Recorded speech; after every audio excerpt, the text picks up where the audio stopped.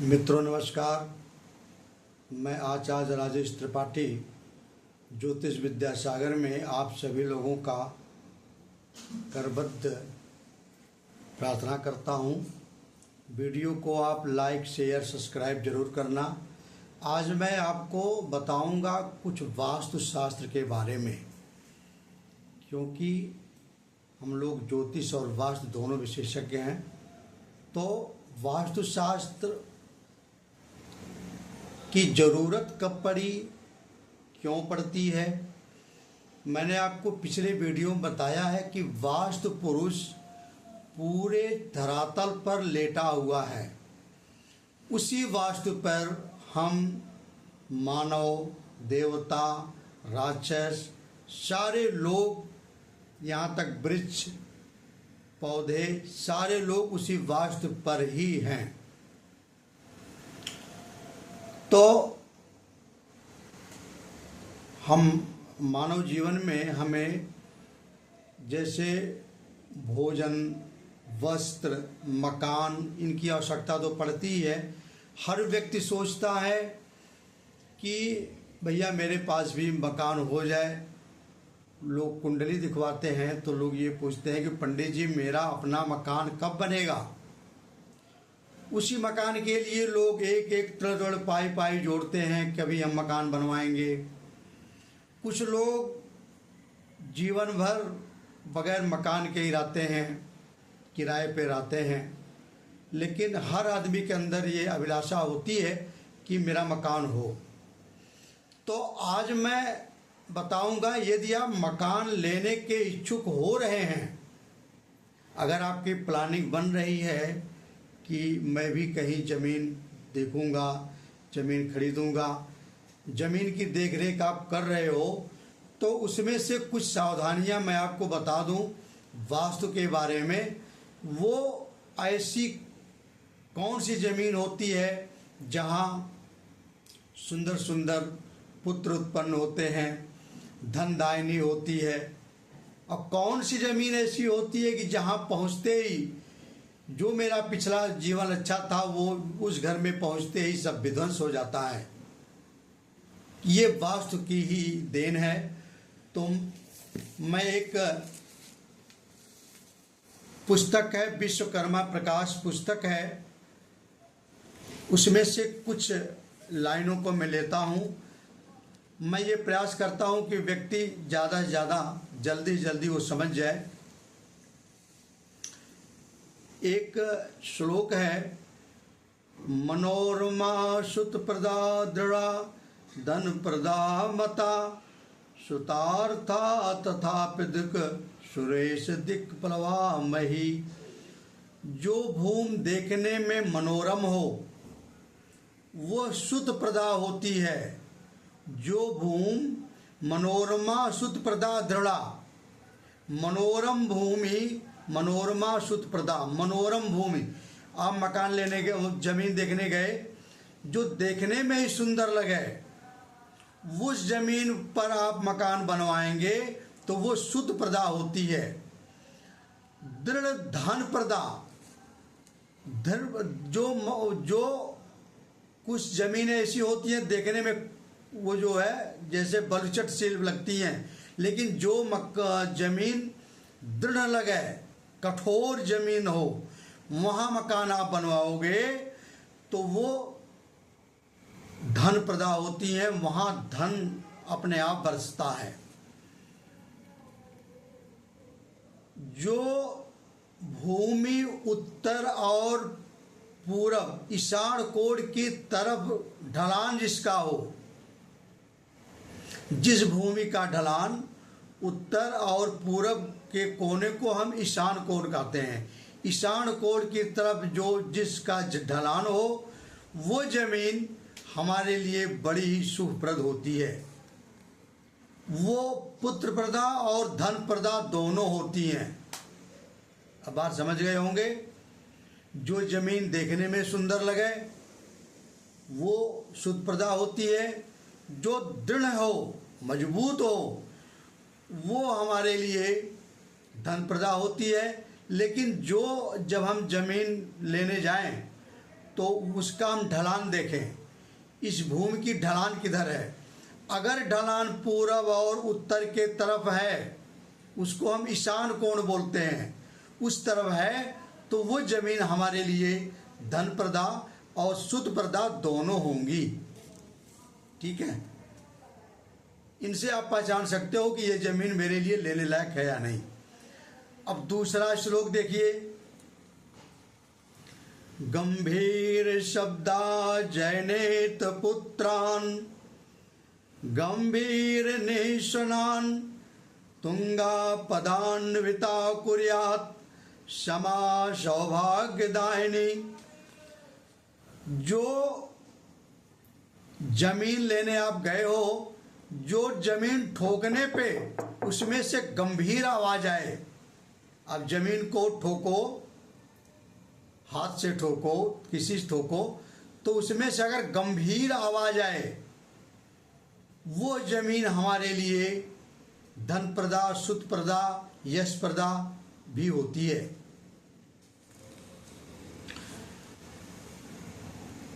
कई पुत्रों वाली जमीन होती है, वो जो ठोस जमीन होती है, उसको ठोकने पर ठोस आवाज आए, आवाज भी जमीन को आप ठोकोगे तो उसमें से आवाजें निकलती हैं, कुछ तो भक भक, कुछ टन टन वगैरह वगैरह आवाज आती है। तो कई प्रकार, अगर वो ठोस आवाज है, आपके कानों में लगती है कि आवाज बिल्कुल ठोस है, वहाँ आप जमीन, अगर किसी को पुत्र नहीं हो रहा हो, वहाँ वो घर लेके जमीन, अपना जमीन लेके घर बनवाए, तो वो शास्त्रों में लिखा है कि वो 10 पुत्रों का पिता बन जाता है।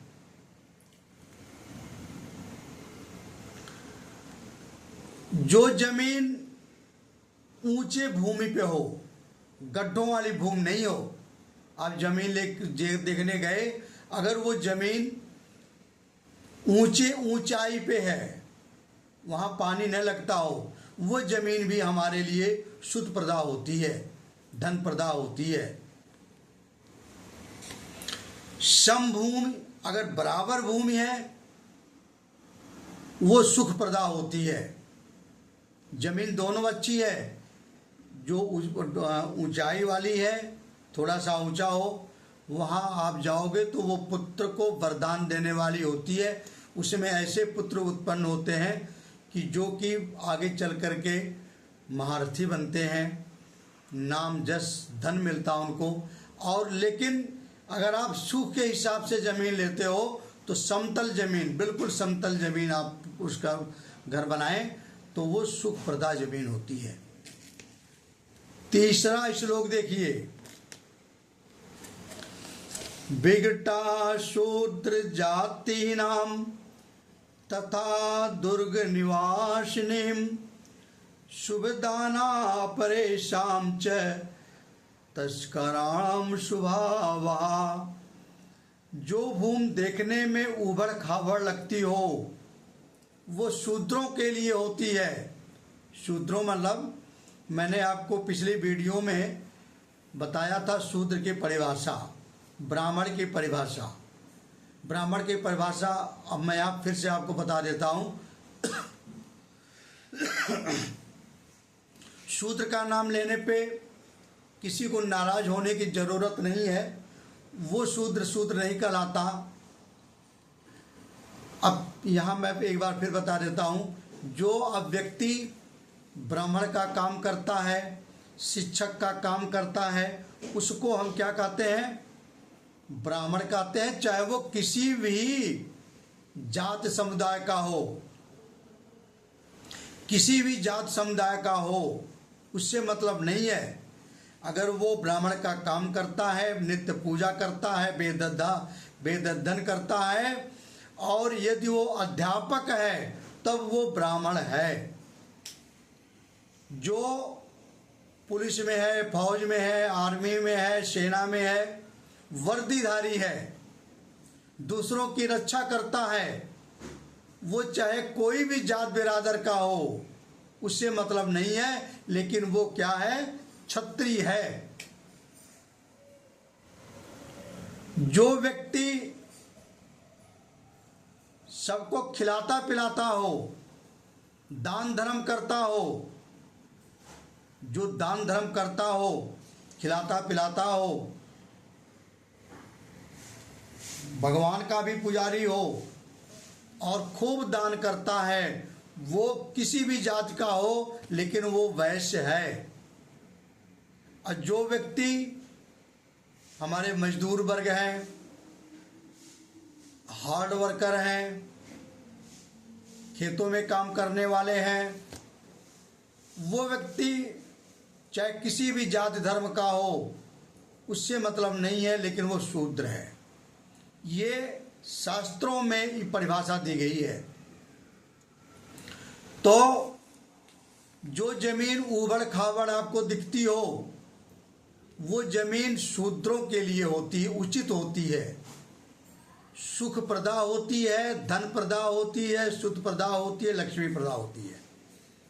उबड़ खाबड़ जमीन पे अगर शूद्र भाई कहीं अपना मकान बनवाना चाहते हैं तो वो उबड़ खाबड़ मकान उनके लिए शुभ होती है। जैसे चोर, चोरी का कर्म करने वाले, डकैती का काम करने वाले, ये भी शूद्र में ही आते हैं। इनके लिए भी वही उबड़ खाबड़ वाली जमीन शुभ होगी। अगर वो समतल जमीन पे या ऊंची जमीन पर मकान बनवा लेंगे तो ये सुख से नहीं रहने पाएंगे।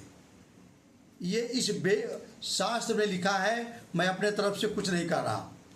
और शास्त्र का नाम भी मैं आपको बता दूं, विश्वकर्म प्रकाश। देखिए, विश्वकर्म प्रकाश है। मैं आपको जो भी बताऊंगा श्लोक सहित बताऊंगा, और जिससे कि आपको ज़्यादा समझ में आ जाए, विश्वास भी हो जाए। इसमें शास्त्र में लिखा हुआ है कि अगर शूद्र को चोर डाकू वगैरह वगैरह जो काम नीच काम करने वाले हैं, वो अगर उबड़ खाबड़ जमीन पर मकान बनवाते हैं तो उनका ये काम फलता फूलता रहता है। ठीक है जी। ब्राह्मण आदि के लिए अच्छा, अब मैं आपको बताता हूं कि जमीनें भी, ये भूमि भी कई कलर की होती हैं। कौन से कलर की जमीन किसके लिए होती है ये मैं आपको बताऊंगा। कौन सी कलर की जमीन किसके लिए होती है ये देखिए श्लोक है। सवर्ण वर्णाश्वान वर्णान वर्णानामधिपतात् शुक्ल वर्णा तथा सर्वेषां पुत्र पौत्र विवर्धनेम। अर्थात ब्राह्मणों के लिए श्वेत कलर की, सफेद कलर की जमीन सुख प्रदा होती है।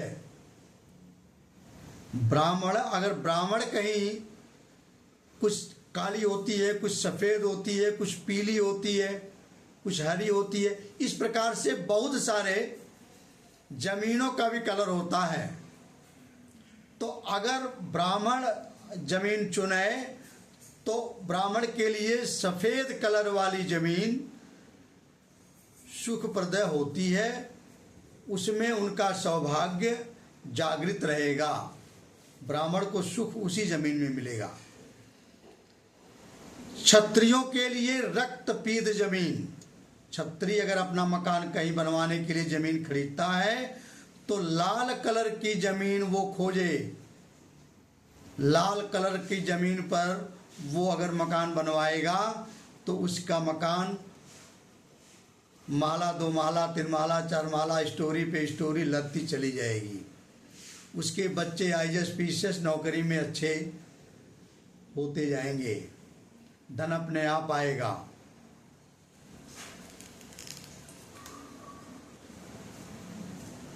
और कृष्ण, जो काले रंग की जमीन होती है वो शूद्रों के लिए होती है। अगर वो कहीं अपना, शूद्र भाई अगर कहीं अपना मकान बनवाने जाए तो काले रंग की जमीन को ढूंढें, वहां उनका काफी उन्नति होगी। वैसे सफेद रंग की जमीन सबके लिए सुखप्रद होती है। सफेद रंग की जमीन पे कोई भी श्वेत रंग की जो जमीन होती है उस पर कोई भी मकान बनवा सकता है। अब आगे मैं आपको बताता हूं कि जमीन पर घासें भी होती हैं। अगर जमीन होगी ही खाली तो वहां घास तो उगी ही होगी। अगर कुश है वो किसके लिए है, अगर उस जमीन पर दूर्वा है वो किसके लिए है, फल फूल है वो किसके लिए अच्छा होता है। तो देखिए मैं आपको श्लोक सहित बताता हूं। कुश काशान्विता ब्रह्म वर्चशान कुर्यते सुतान दुर्वान्विता वीर जने फलाडया धन पोत्रदा। कुश वाली जमीन, जिस जमीन पे कुश उगी हो वो वहां मकान बनवाने पे, भूमि में वास्तु वहां कराने पे ब्रह्म तेज से संपन्न पुत्र पैदा होते हैं। कितने बढ़िया बात है। जिस जमीन में कुश लगा हो अगर वहां आप मकान बनवाते हो तो आपके सभी पुत्र ब्रह्म तेज से संपन्न होंगे, अर्थात ब्राह्मणों के लिए वो ज्यादा उचित है। जिस जमीन में दूब हो, हरी हरी दूबें हो, दूब जानते ही हो जो गणेश पर चढ़ाई जाती हैं, जिस जमीन पे दूर्वा हो उसमें अगर आप मकान बनवाते हैं तो उसमें आपके वीर पुत्र पैदा होते हैं। वीर पुत्र अर्थात वो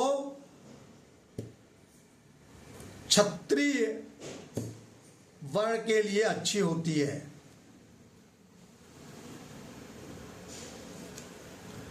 और अगर जमीन पे फूल लगे हों, फल लगे हों, फल फूल वाली अगर जब वृक्ष वाली जमीन है वहां मकान बनवाने पे धन और पुत्रों की प्राप्ति होती है। व्यक्ति बहुत धनाढ्य होता है, बहुत पैसे वाला होता है। ऐसी जमीन पे जहां फल फूल लगे रहते हैं वहां मकान बनवाने पे, तो इस शास्त्रों में कहा गया है कि ये वैश्यों के लिए होती है। अर्थात ब्राह्मण और क्षत्रियों को तब के जमाने में पैसों से कोई मोह नहीं होना चाहिए था। ये पैसे और धन कमाना क्षत्रियों व वैश्यों का काम था। प्राकृतिक रूप से जिस भूमि में वनस्पतियां उगती हैं उसके गुण वहां के निवासियों पर आते हैं। दूर्वा में जीवनी शक्ति की अधिकता होती है। ऐसी भूमि पर रहने वाले व्यक्ति वीर होते हैं।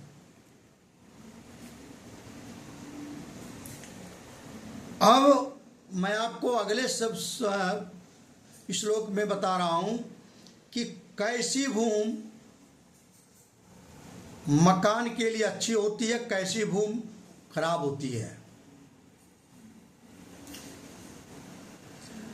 नदी गाता श्रितान मूर्खान मृतवतास्थैव च दारिद्रान मस्तथा गतावस्था मृषायुतान।